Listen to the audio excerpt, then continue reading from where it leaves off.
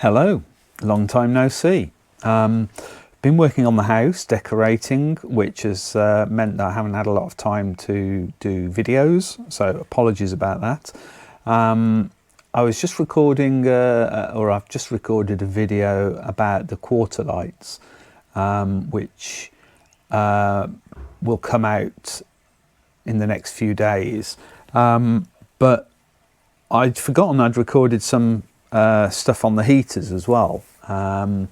So I thought this video would be, I'd show the video on the heaters. So if you have missed the thrilling saga of the heaters, I decided to rebuild both front and rear heaters on this car, and that spiraled into something that took much longer than I wanted it to.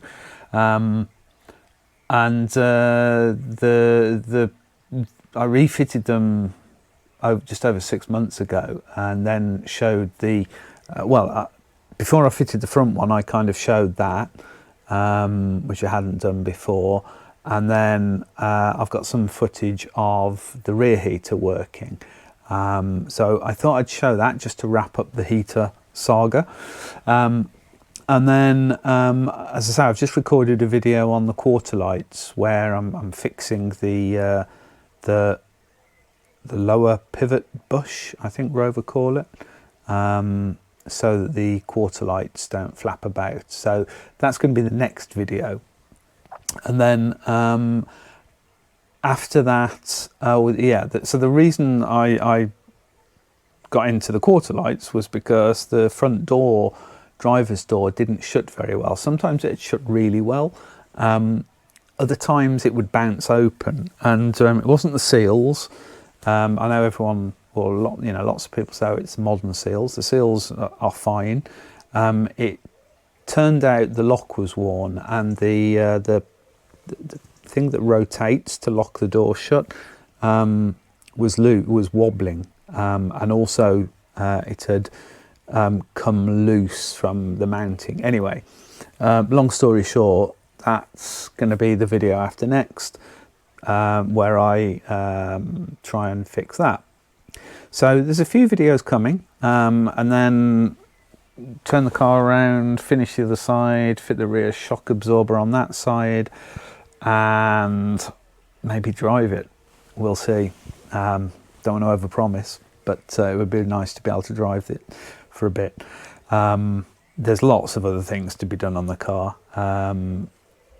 The steering box leaks, so I want to replace the steering box with a rebuilt one.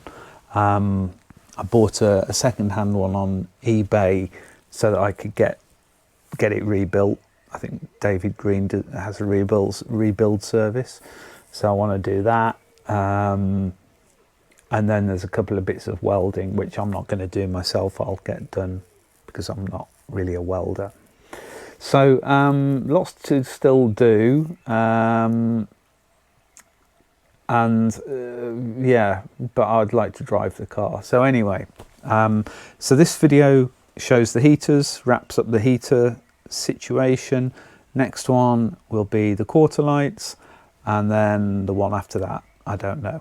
Oh, door lock. One after that will be the door lock, and then after that, we'll see where we go. So I want to get back into videos more. It's been too long that I haven't made any, and so let's get on with the heaters. So see you in a minute. So it's about time we made some more progress on the car. I am going to finish assembling the front heater, again, then get that back into the car and connect the cooling system back up, and then finish the fuel system as well. So this is the front heater matrix. I've just been testing it to make sure the new matrix is not leaking and it's fine. So I'm going to remove that hose in a minute. This has all been reconditioned. So this is the new matrix here. It just sits in this half of the heater, and then the two pipes come through there. So reconditioned all the insides, put new foam on the control flaps, and it's basically time to get this back together, as I say. So first thing is to get the two halves together. So this is the front half. The back half is simpler. So that's going to go together there and then put the screws in around it. This has been quite fiddly to do, not only getting the rust off, but then painting it properly. So this is double skinned here, the back. This goes against the bulkhead, and these line up with holes in the bulkhead. So I think one is the windscreen and one is the main heater. Can't remember which way around they are. So getting paint into all of these things, I mean, I've sprayed most of it, but I've also poured paint into this double skinned area and moved it around and then poured out excess paint. So it's quite fiddly and messy and quite difficult to get it looking perfect, but main thing is I've removed all the rust. So I'm going to get these back together. I won't film that because it's going to be a bit of a nightmare pushing them together. And then once I've done that, I'll start connecting some of the external rods that go between the two halves, and then things like the new heater valve will go on, and then we can get it back in the car. So I'll be back in a minute. Right, so I've got the two halves together. You can see the screws that go around the edge. That's two either side. And I've put some sealant, butyl rubber sealant, around the gap. There was some sort of mastic or something in there when I took it apart. So I thought I would use this the stuff you can use for windscreens, because it stays flexible. So that's all around the edge. I've put on, so this is separate. This is where the hose from the fan assembly comes in. So that's the air, the fan air inlet. Put that on. And then I've just put on this bracket here, which is for the water valve. So this is one of these are the two pipes to the inlet, to the matrix. So I assume inlet and outlet. There's this bracket is separate. So just two bolts holding that on. Then this O-ring goes over there. And this O-ring gets sandwiched between this bracket and this. And you can see that there's quite a large chamfer on the valve, and also this bracket is pressed in as well. So this O-ring gets squashed between those two, and it's compressed by the bolts, and that should seal around the pipe. So then this is the inlet for the heater water, for the hot water from the engine, and this has a connection for a cable to basically turn the water on and off. So it's coming together. It's very fiddly. I'm going to just attach that. Then I need to start connecting up some of these control rods that have been removed.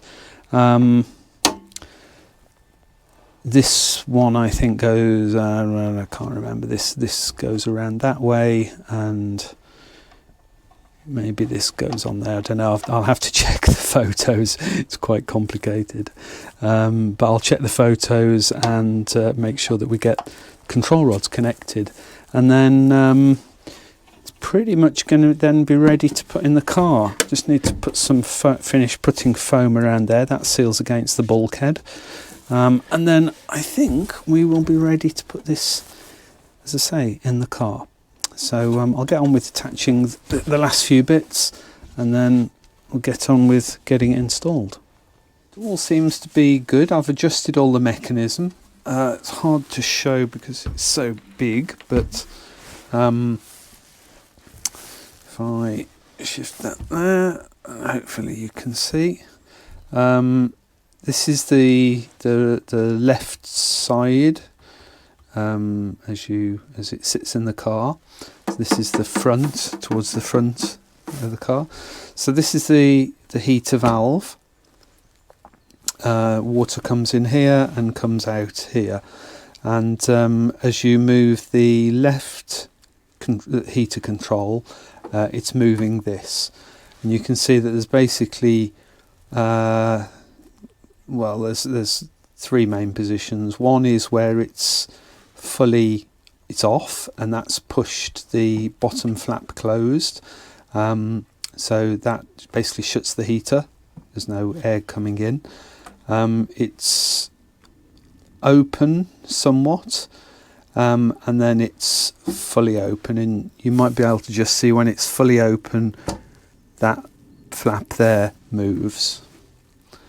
So this on the left is controlling these two flaps. This bottom one is air into the footwells. This one is basically opening air to allow air through the heater matrix, or when it's like that, the air isn't allowed to the heater matrix, it's coming through the front. So that controls those two flaps. This back piece is moved by the lever on the other side. So this is the screen control. So if I move that all the way off, that's basically closed the flap here and closed this flap here. And if you look, this is the opening to the screen. So this goes through the bulkhead and then up to the screen vents. So that's off. Then if I can get to it, there you go. So this has 4 positions. Hang on. Okay. So that's both flaps closed. If I move it slightly, then it will open this top flap. So that's now allowing air, just air through into the screen, basically cold air into the screen. If I move it a bit further, you'll see this flap. Go the other way. So that's closed. That's the first position, and then that's the second position. So I've got some diagrams. I'll show you the diagrams. I've been figuring this out. So that's closed. Those 2 flaps are closed. That first position opens that one. The second position closes that one and opens that one. Okay, so that's now closed again. That's open. So now air's coming around here and through to the screen. So if I then open the heater flap on this cable, you'll get warm air to the screen. And then if I carry on, you'll see is at the very extreme position, which is defrost, it's pushing this bottom flap closed as well. So both of these control levers can close this flap at the bottom, which goes to the footwell. So that probably doesn't make a lot of sense to you, but it's quite the mechanism. It's also quite heavy. You can see this is so that's off. That's the first flap open. That's the next flap open, and then that's that. See there, that bottom flap closed. So yeah, it is quite the mechanism, and very heavy. It's all together. You can see that the new rods and some of the rods I've replaced because they were a bit messed up. It all seems to work. I've adjusted it. The manual goes through all of the adjustments for all of these rods, because they clamp, each rod clamps, so you can just adjust the length of them. It all seems to work from what I can tell on the bench.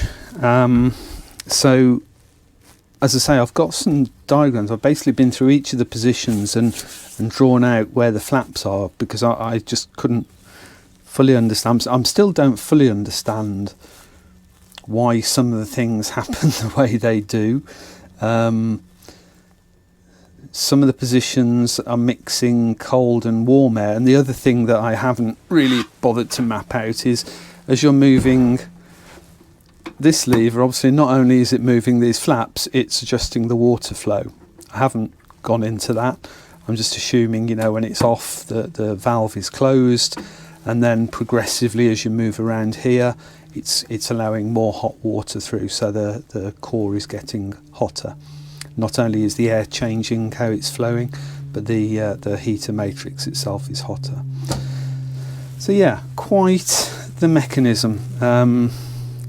One of those things that I kind of wished I hadn't started, but now it's done, and it's another thing I understand about the car, which is no bad thing. So I'll maybe talk through some of the diagrams, and I'll put the diagrams on the website as well. Might write a little post on this, because there are actually 12 different diagrams with 12 different airflows, and that's ignoring the temperature of the heater, the water through the matrix. But so there's 12 diagrams for each of the positions. 4 on this side and 3 on this side. So yeah, quite the thing. It's an impressively designed thing. I mean, it's another thing that you can see with all the adjustability and the setup.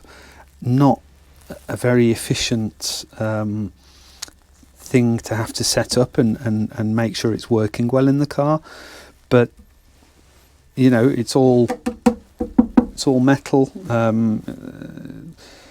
It's all fixable, which is obviously, you know, one of the great things about old cars, that it's only really plastics that become unfixable in old cars. Metal you can remake or repair, but plastic is always a problem. So all of this is metal. I've also replaced all the foam. So one of the things I hadn't appreciated, all of these control flaps, and again I'll see if we can just get this one into view. So all of these control flaps have foam, so they seat against the internal openings to seal off. You know, when it's there it's sealing, when it's up it's sealing. So this one actually has foam on both sides.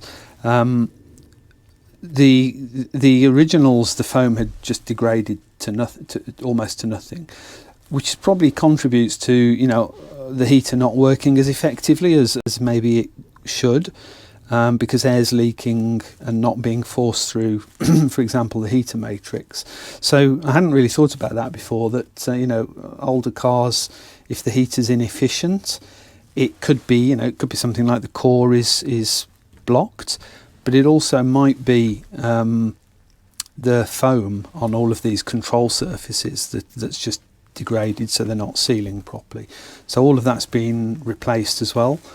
The other interesting thing just to say is that this is going to be a hard thing to show, but this opening here, if you can see, it's got a flap, basically a gravity held flap. There's no spring on this opening, and for some reason, I don't know, I thought both of these exited to the car, both of these openings, but they don't. This is actually the air intake from the scuttle, and it's got this, actually I can get my hand in there, you can see this gravity held flap on the back, and I couldn't really for some reason I couldn't think why that was, what that was for. As I say, originally I was thinking it was out to the car, but that doesn't make any sense because it seals, it opens inwards.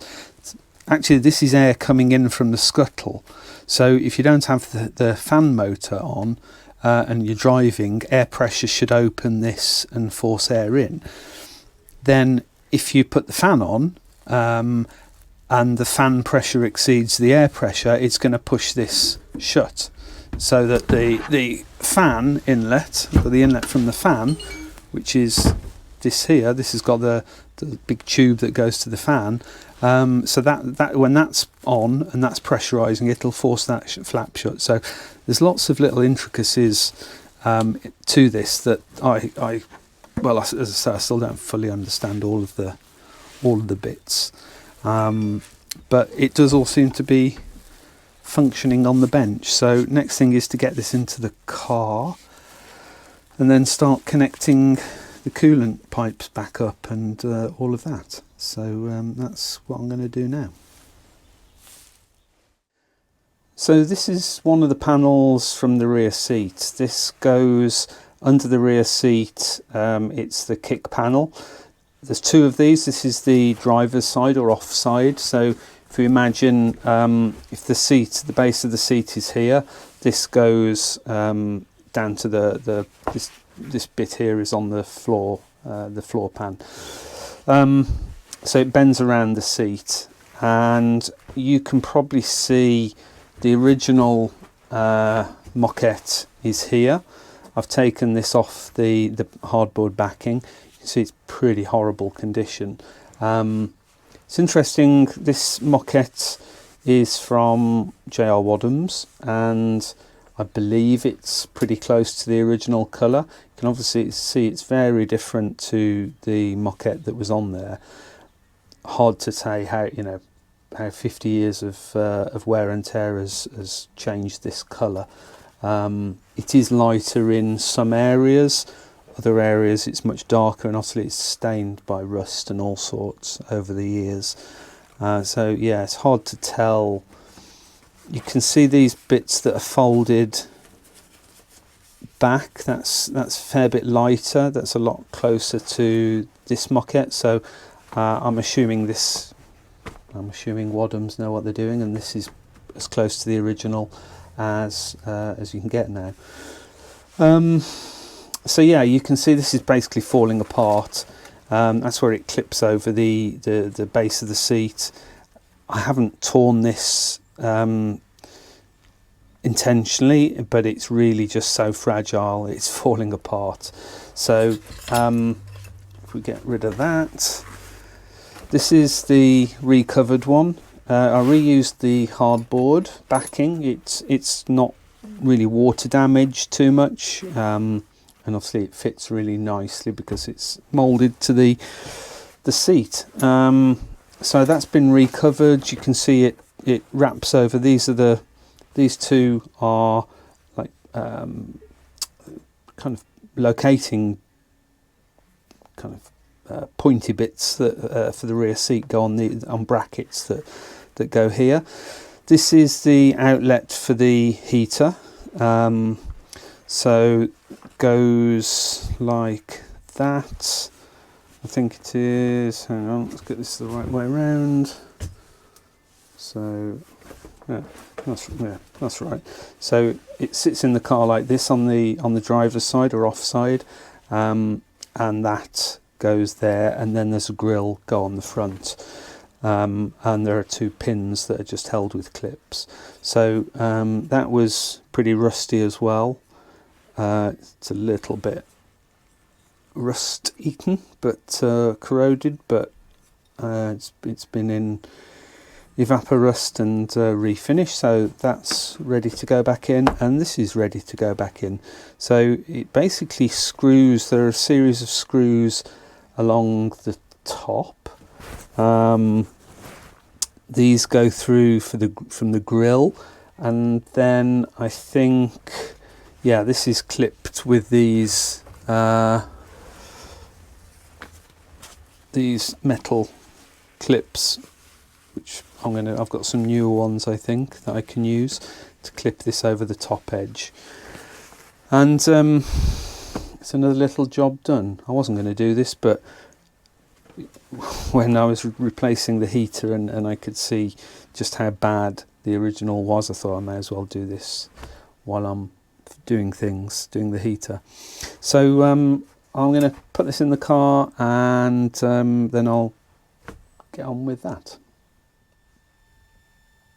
Okay, so just before we fit that panel, just to show, I've finished the wiring for the rear heater. So this is the switch for the rear heater fan. The knob on top is a fader for the rear speaker, and this is on the transmission tunnel in the back of the car, as you can see. Actually, if we just look at the heater itself, so you've seen this before. I've just completed the wiring, connecting this part of the loom here comes from the switch on the tunnel, and pretty simple, just connected that up. You've seen the rear heater matrix and the fan. So if we just, the ignition is on, so there are two positions. First one will go on to low, and if we look, the fan is then spinning, and then if we go on to the higher one, the low is actually very low. If we go on to the higher one, you can hear the fan is then really spinning.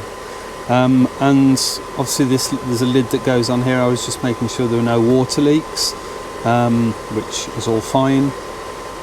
So the lid will go on here, and then these are the two exits for the under-seat heater. So let's just turn the fan off. You can see this switch is illuminated when it's on, and then it's off and the illumination goes off.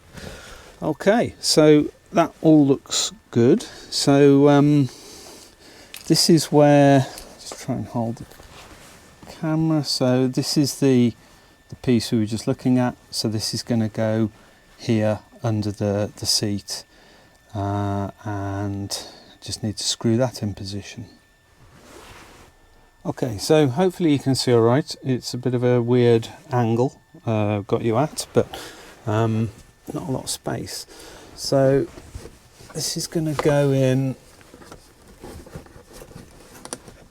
there. You can see these are the mounting lugs or locating lugs for the base of the rear seat that goes here, and this basically wraps around the kit panel of the seat, and it's just held against there with screws, and then this will clip over that edge when this is located properly.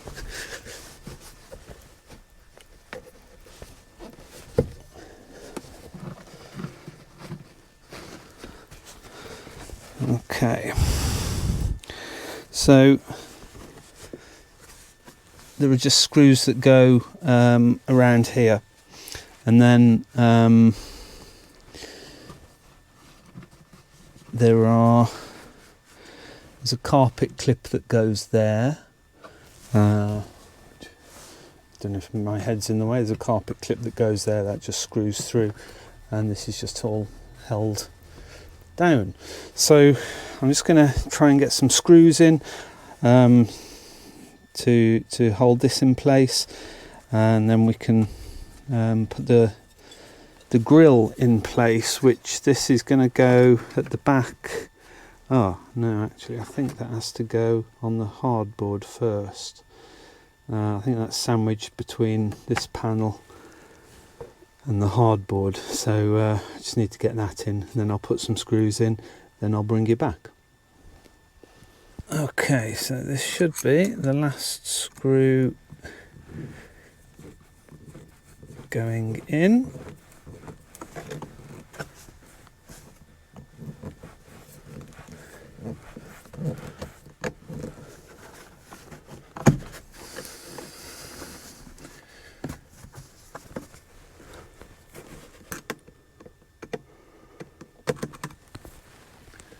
Move Right.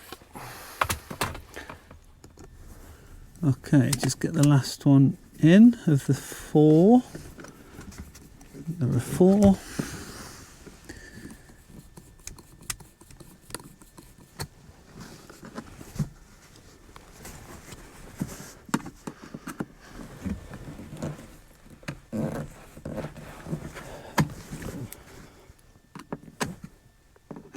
And I'm using stainless steel screws just to try and avoid any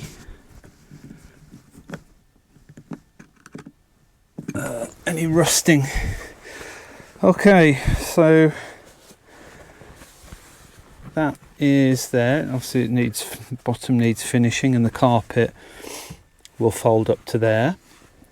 And as I say, there's a carpet clip that goes somewhere here. Yeah, there.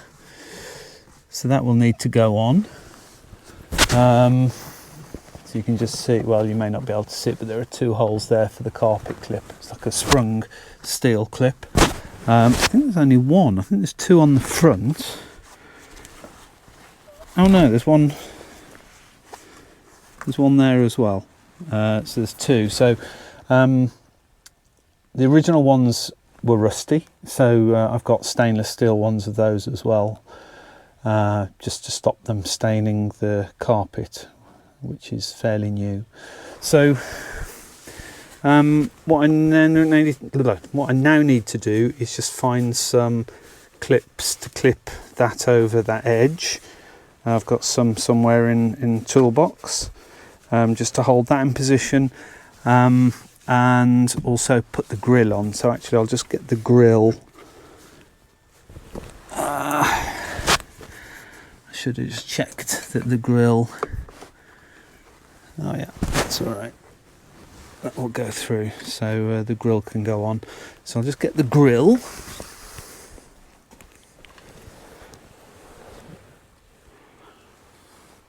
Okay, so that's the grill that goes on. You can see it's gone a bit wavy. It does get hot, this heater, so I'm assuming that's the heat that's affected that. That just clips on with these star washer things. I'm never quite sure what they're called, but they just go around the plastic spigot. So pretty simple to fit. So that just goes there. We can get the holes to line up, and that should angle down. The horizontals are angled slightly, so that should angle down.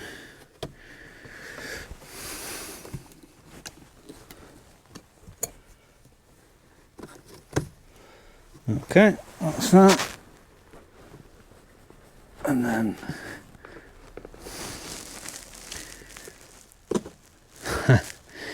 get one through, or the other one through, but not both together. There you go, that's through. So then these just push on the back.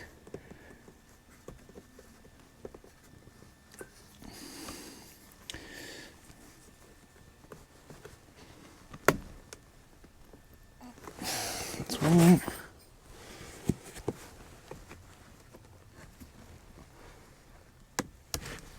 That's 2. Just make sure it's nice and snug. Okay,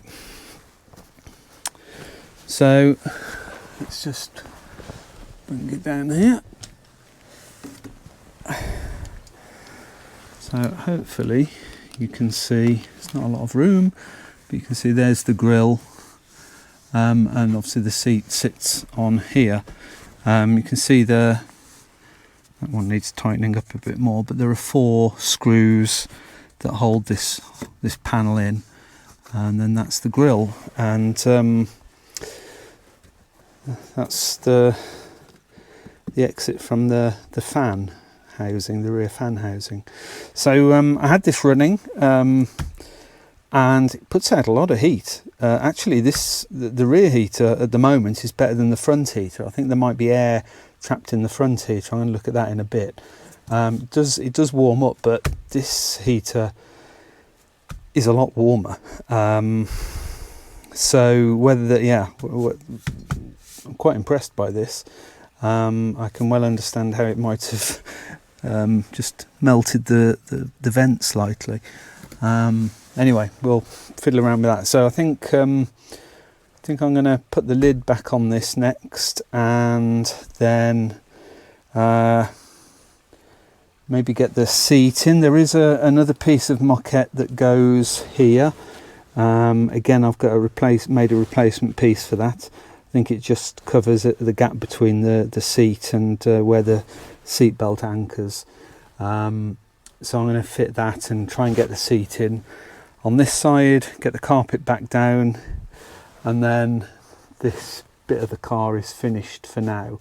What I want to do the next few days is just turn the car around so I can do the door panels on the other side. So you may recall earlier 2021, we did the door panels on this side. So I need to do those two door panels next. So it's a matter, slow progress, but we are getting there very slowly.